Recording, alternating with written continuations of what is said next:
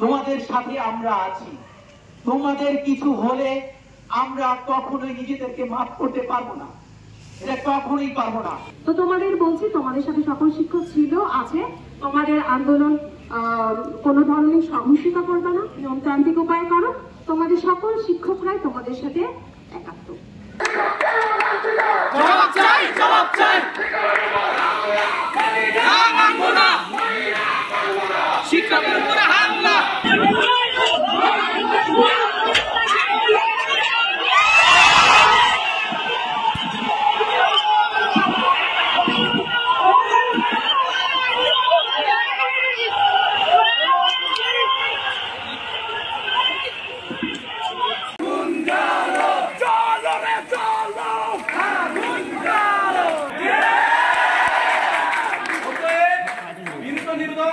এই যে বেঁধে দেওয়া সময়ের মধ্যে বিশ্ববিদ্যালয়ের প্রশাসন হল খুলে দেওয়ার জন্য প্রয়োজনীয় পদক্ষেপ গ্রহণ করবেন।